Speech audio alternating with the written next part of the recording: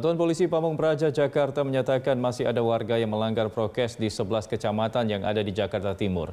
Angka tertinggi pelanggaran prokes masker ada di wilayah Kecamatan Kramat Jati. Untuk mengetahui informasi selengkapnya, kita terhubung dengan reporter Kristo Suryo Kusumo dan juru kamera Rio Cornelianto dari Pasar Kramat Jati, Jakarta Timur.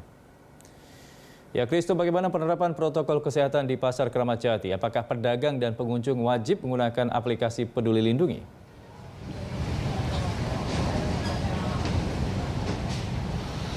Ya, baik Andra dan juga pemirsa, untuk penerapan protokol kesehatan di Pasar Kramat Jati berdasarkan pemantauan kami dari siang hari tadi, memang untuk seluruh pengunjung, baik itu pembeli atau pedagang di Pasar Kramat Jati ini memang diwajibkan untuk mengikuti protokol kesehatan sebelum masuk ke dalam area lingkungan pasar.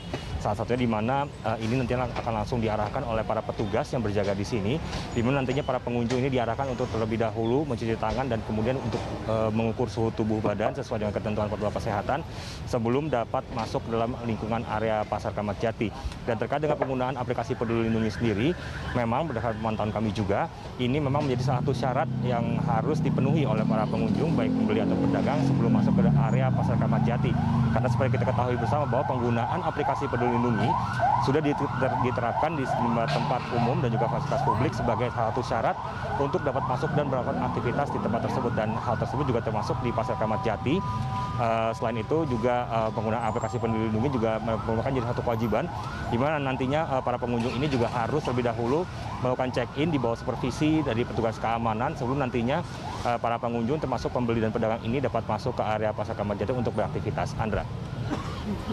Iya, sejak PPKM level 3, apakah terjadi lonjakan pengunjung di Pasar Kramat Jati, Kristo?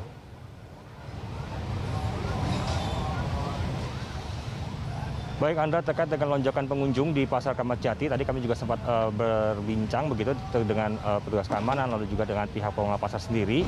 Dan dari informasi yang didapatkan dari mereka, memang terkait dengan lonjakan pengunjung sendiri di Pasar Kramat Jati masih dapat dikatakan cukup rendah, karena berdasarkan perhitungan mereka, dari awal PPKM ini terjadi penurunan aktivitas pengunjung yang cukup signifikan, kurang lebih di angka ataupun di kisaran 50-60%. Dan hal ini memang terkonfirmasi saat kami berkunjung ke Pasar Kramat Jati, di mana kalau kita melihat di kondisi ke Pasar Kramat Jati ini dapat dikatakan tergolong cukup sepi.